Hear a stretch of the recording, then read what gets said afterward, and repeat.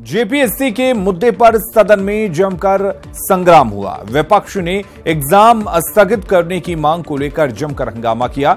इस दौरान सत्ता पक्ष के भी कुछ सदस्यों का विपक्ष को साथ मिला। वहीं स्पीकर की तल्ख टिप्पणी से सरकार को घेरने के लिए विपक्ष को एक और मौका मिल गया। तो आज अगर बात करें सदन की कार्रवाई की, तो विपक्ष के पास एक बड़ा मुद्दा था। विपक्ष ने सरकार को घेरने की कोशिश की और मुद्दा था जेपीएससी का। जिस तरह से कई जो छात्र हैं वो जेपीएससी की मुख्य परीक्षा को स्थगित करने की मांग कर रहे थे। हालांकि इसको लेकर हाईकोर्ट में गुहार भी लगाई गई थी, लेकिन हाईकोर्ट ने भी इससे इनकार कर दिया है और जिसके बाद एग्जाम हो रहा है, लेकिन विपक्ष को एक बड़ा मुद्दा मिल गया है।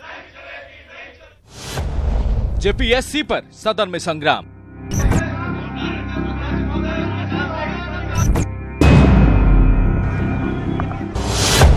एग्जाम स्थगित करने की मांग। एग्जाम को रोका जाए अध्यक्ष महोदय, 10 दिन, 15 दिन, 20 दिन, 25 दिन जो सरकार को लगे, और पूरी एग्जाम की पूरी गहनता के साथ उसकी जांच हो अध्यक्ष महोदय। जो उग्रवादी है उनके सामने सरकार उनसे वार्ता करती है, लेकिन जो हमारे स्टूडेंट्स हैं, जो हमारे भविष्य के कंगाल हैं, उनके सामने सरकार बात नहीं करती है। यहाँ के नौजवानों को, यहाँ के लड़कों को कोर्ट का चक्कर लगाना पड़े और हम न्याय न दे सके, यह लोकतांत्रिक व्यवस्था न्याय न दे सके अध्यक्ष महोदय, विधानसभा न्याय न दे सके, तो हमें लगता है कि विधानसभा पर लोग शंका के घेरे से देखेगा। विपक्ष को मिला बीजेपी विधायक का साथ। वैसे लोग जो स्कूटी में शामिल हैं, क्या वो परीक्षार्थी हैं कि नहीं, या फिर एडमिट कार्ड गलत बांटा जा रहा है, तो इन सब विषयों की जांच के लिए तो समय चाहिए ही, और जब समय सरकार को चाहिए तब तक तो वो परीक्षा को स्थगित करना ही चाहिए महोदय। नाराज स्पीकर ने सदन में की तल्ख टिप्पणी। और थोड़ा सा विचार करना चाहिए। बेंच की सिंगल बेंच ही उनको जानकारी नहीं। माननीय सदस्यगण, आप लोग अपने स्थान में चले जाएं। जेपीएससी मुद्दे पर सदन में जमकर हंगामा हुआ। विपक्ष तो विपक्ष, सत्ता पक्ष के सदस्यों ने भी इसे लेकर सरकार को घेरा। मुख्य परीक्षा को स्थगित करने की मांग को लेकर विपक्ष सदस्य बेल पर पहुंचे, जिसके कारण सदन की कार्यवाही पहले 12 बजे तक, फिर मंगलवार तक के लिए स्थगित हो गई। लेकिन इस दौरान स्पीकर की तल्ख टिप्पणी ने विपक्ष में नया जोश भर दिया। सुनिए सदन में स्पीकर ने क्या कहा। माननीय संसदीय कार्य मंत्री जी, कुछ बताइए इस विषय पर। नहीं तो सदन को बंद कर दीजिए। अगर हम लोग जनहित के मुद्दे पर अगर हम लोग कोई निर्णय नहीं ले पाते, सदन को बंद कर दीजिए। सदन में स्पीकर की इस टिप्पणी से विपक्ष को सरकार को घेरने का एक और मौका मिल गया। लिहाजा जेपीएससी के बहाने विपक्षी सदस्यों ने सरकार पर जमकर निशाना साधा। वहीं बीजेपी सरकार के बचाव में उतर आई। देश के लोकतांत्रिक इतिहास में पहली बार किसी सदन का स्पीकर इतना विवश और इतना लाचार और इतने अपने आप को भावुक होकर के सरकार के पास प्रार्थना गिड़गिड़ाता हुआ हमने देखा है अपने 25 वर्ष के जीवन में। अब तो सरकार को संज्ञान लेना चाहिए। मुझे लगता है कि स्पीकर को भी अब इतना कुछ हो जाने के बाद मुझे लगता है कि स्पीकर को भी इस्तीफा दे देना चाहिए और मुख्यमंत्री को ही स्पीकर बना देना चाहिए। और सदन में चर्चा हो, सदन में राज्य की जनता के प्रश्न आए, उन प्रश्नों का सदन में समाधान हो, यही भावना माननीय मुख्यमंत्री जी का भी है, यही भावना माननीय विधानसभा अध्यक्ष जी का भी है, और यही भावना सभी माननीय सदस्यों का भी है, यही भावना राज्य की जनता का भी है। जेपीएससी के मुद्दे पर विपक्ष सरकार पर हमलावर है।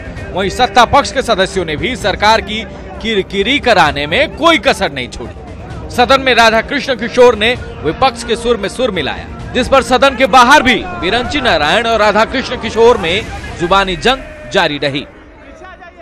मैं प्रभु से प्रार्थना करता हूं कि वैसे लोगों को सद्बुद्धि दे जो सत्ता पक्ष में रह करके और विपक्ष की बात करते हैं। वो चीजों को समझते नहीं है, वो चीजों को समझे। वो हम हथियार मुहैया करा रहे हैं उनको, वो चीजों को समझे, वो विपक्ष के बहकावे में ना आए। मेरा व्यक्तिगत रूप से आग्रह है उनसे। इसको जितनी समझ में आती है उतनी बात सदन के अंदर रखता है, और इससे ज्यादा कोई टिप्पणी नहीं।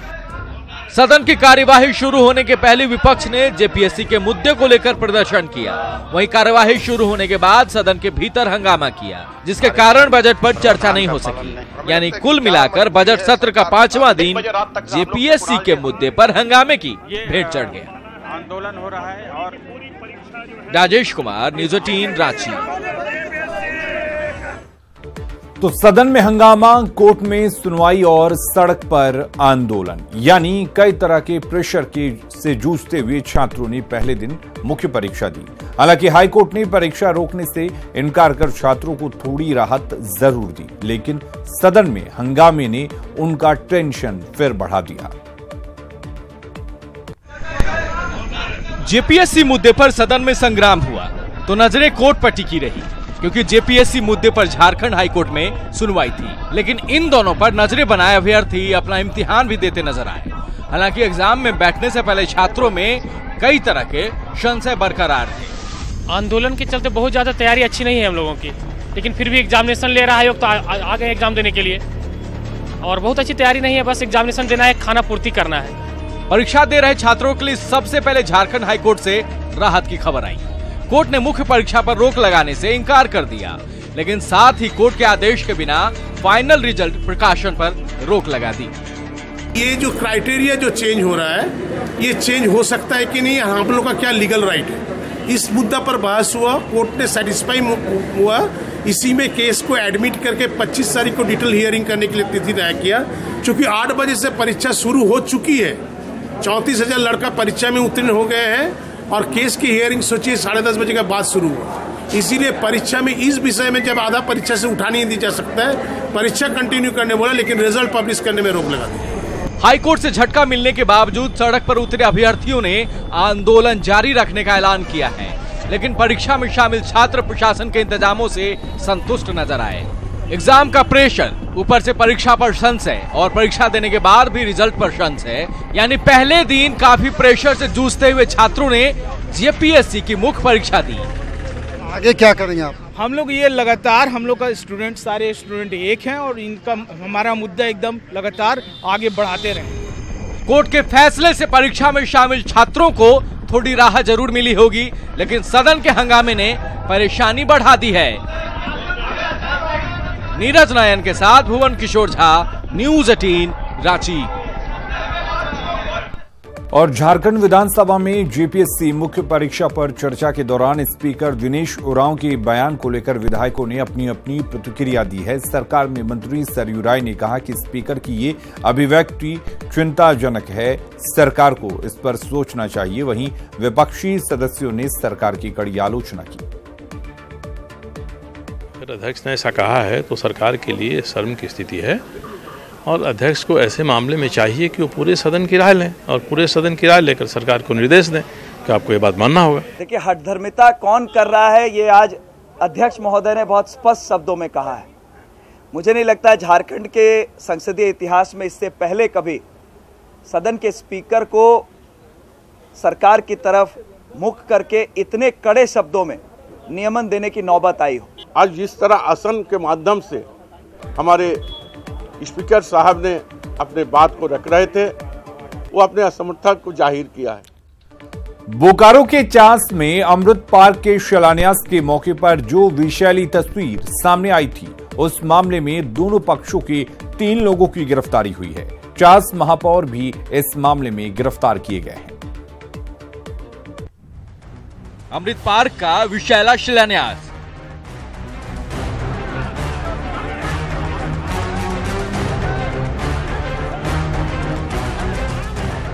बोकारो के चास नगर निगम क्षेत्र में रविवार की दोपहर से मचा बवाल अब शांत होता दिख रहा है। महापौर भोलू पासवान, संवेदक अभिजीत मोदक और कांग्रेस नेता मनोज राय की गिरफ्तारी के साथ प्रशासन ने चैन की सांस तो ले ली है, लेकिन जंग अभी जारी रहेगी। इसका संकेत महापौर ने अपनी गिरफ्तारी से ऐन पहले दे दिया। और चास नगर निगम क्षेत्र का विकास के लिए फांसी पे भी चढ़ना होगा तो भोलू पासवान फांसी पे भी चढ़ेगा, लेकिन चास नगर निगम क्षेत्र का विकास होगा। जिस गति से चास का विकास हो रहा है, इस गति को कोई बाधक नहीं बन सकता है। हम लोग जो प्रतिज्ञा लिए हैं चास के लिए, उसको पूरा करेंगे। दरअसल ये पूरा मामला भोलूर बांध में अमृत पार्क के शिलान्यास से लेकर शुरू हुआ।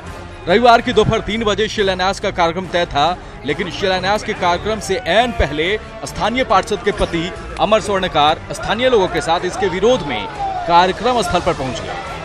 पार्षद के पति अमर स्वर्णकार कांग्रेस के जिला सचिव भी हैं। ऐसे में कई कांग्रेस नेता भी कार्यक्रम स्थल पर पहुंचकर स्थानीय लोगों के साथ विरोध करने लगे। शिलान्यास का विरोध क्यों? कारण नंबर 1, स्थानीयों को नहीं मिला टेंडर। कारण नंबर 2, स्थानीय पार्षद को न्योता नहीं।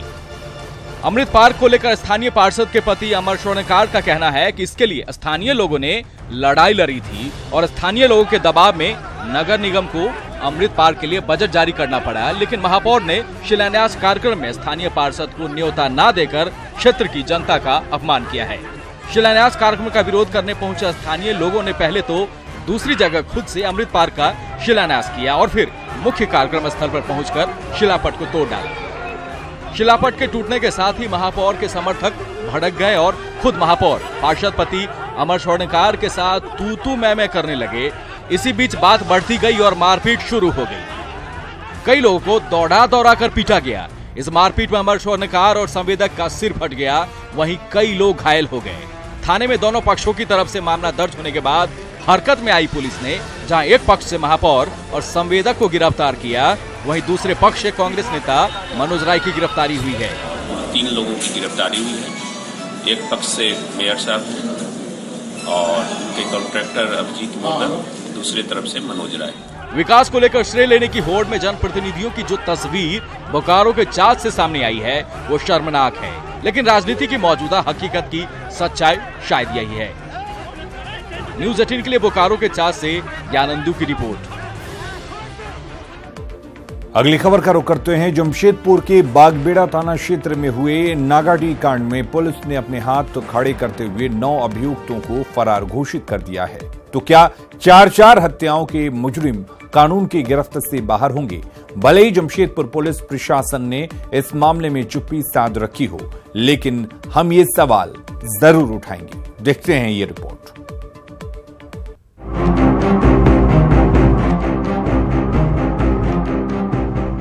जमशेदपुर के नागाडीह कांड में 1.5 साल बाद जमशेदपुर पुलिस ने हाथ खड़े करते हुए 9 अभियुक्तों को फरार घोषित कर दिया। इस मामले में एकमात्र अभियुक्त श्याम प्रसाद टुडू उर्फ डॉक्टर जेल में है। पुलिस ने कुल मिलाकर 28 अभियुक्त बनाए थे। अनुसंधानकर्ता ने एडीजे 13 प्रभाकर सिंह की अदालत में 9 अभियुक्तों के फरार घोषित होने की सूचना दी है। गौरतलब है कि 18 मई 2017 को बागबेड़ा थाना क्षेत्र के नागाडीह गाँव में उन्मादी भीड़ ने बच्चा चोर के अफवाह में 3 युवकों की पीट कर हत्या कर दी थी और उसकी जान की गुहार लगाती बुजुर्ग महिला पर भी हमला किया था, जिसके कुछ दिनों के बाद इलाज के दौरान टीएमएच में मौत हो गई। उसी दिन पश्चिम सिंहभूम के राजनगर में भी बच्चा चोर के अफवाह में 4 लोगों की पीट कर हत्या हुई थी। तब ये पूरा क्षेत्र बच्चा चोर की आवाज से गूंज उठा था। अब पुलिस ने 9 अभियुक्तों को फरार घोषित कर दिया, जो बड़े सवाल खड़े कर रहा है। सवाल नंबर 1, जब जमशेदपुर पुलिस अखिलेश सिंह जैसे इतने बड़े माफिया डॉन को गिरफ्तार कर सकती है, तो इस केस के अभियुक्तों को क्यों नहीं गिरफ्तार कर पाई? सवाल नंबर 2, सूत्रों की माने तो जगत मार्डी नाम का एक आरोपी खुलेआम घूम रहा है। कई अभियुक्त अपने गांव में ही है, फिर पुलिस उन्हें क्यों नहीं पकड़ती? सवाल नंबर 3, जमशेदपुर पुलिस प्रशासन फरार अभियुक्तों को पकड़ने का लगातार अभियान चला रही है, फिर नागाडीह कांड में ऐसी क्या बात है? सवाल नंबर 4, घटना के बाद न्यूज़ 18 की ग्राउंड रिपोर्ट में ग्रामीणों और बुद्धिजीवियों ने राजनीतिक साजिश की ओर इशारा किया था। साथ ही इस पूरे मामले में जमीन माफियाओं का खेल भी सामने आया था, जिन्हें राजनीतिक संरक्षण हासिल है। तो क्या मान लिया जाए कि राजनीतिक दबाव के बीच पुलिस मामले का खुलासा करने में असफल रही? न्यूज़ 18 के लिए जमशेदपुर से अन्नी अमृता की रिपोर्ट। बोकारो पुलिस ने 1 लाख के इनामी नक्सली बिहारी मांझी को गिरफ्तार किया है। 14 नक्सली वारदातों में पुलिस को बिहारी की तलाश थी। ये नक्सली मिथिलेश और संतोष महतो की दस्ते का सक्रिय सदस्य रहा है। एसपी कार्तिक एस ने कहा कि गिरफ्तार नक्सली पर गोमिया में एक जेसीबी जलाने, वर्ष 2011 में झुमरा के पुलिस कैंप पर हमला में शामिल होने समेत 14 मामले दर्ज हैं।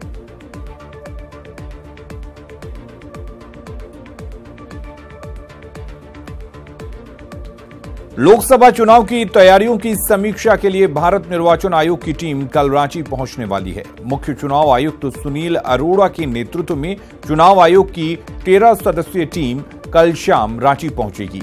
30 जनवरी को चुनाव आयोग की टीम अधिकारियों के साथ साथ राजनीतिक दलों के प्रतिनिधियों से रायशुमारी करेगी। बैठक में डीसी, एसपी, आईजी, परिवहन विभाग के साथ आयकर विभाग के अधिकारी मौजूद रहेंगे। इलेक्शन कमीशन ऑफ इंडिया की टीम विशेष रूप से लोकसभा इलेक्शन की तैयारी के लिए, समीक्षा के लिए, तैयारी संबंधित समीक्षा के लिए आ रही है, जो 29 तारीख के शाम में पहुंचेगी और 30 तारीख को रिव्यू बैठक होगी। धनबाद के बहुचर्चित पूर्व डिप्टी मेयर नीरज सिंह हत्याकांड में आरोप गठन के बाद आज कोर्ट में गवाही शुरू हुई। नीरज सिंह के भाई सह डिप्टी मेयर एकलव्य सिंह, राजू सिंह और अनुपम कुमार की जिला एवं सत्र न्यायाधीश आलोक कुमार की अदालत में गवाही हुई। आरोपी बीजेपी विधायक संजीव सिंह सहित अन्य आरोपियों की वीडियो कॉन्फ्रेंसिंग के जरिए गवाही की प्रक्रिया पूरी हुई। गवाही को लेकर अभिषेक सिंह और एकलव्य सिंह सहित अन्य आरोपी आज कोर्ट पहुंचे। अब मंगलवार यानी कल विधायक संजीव सिंह कोर्ट में मौजूद रहेंगे। कल विधायक की मौजूदगी में नीरज सिंह के भाई एकलव्य सिंह का क्रॉस एग्जामिन किया जाना है।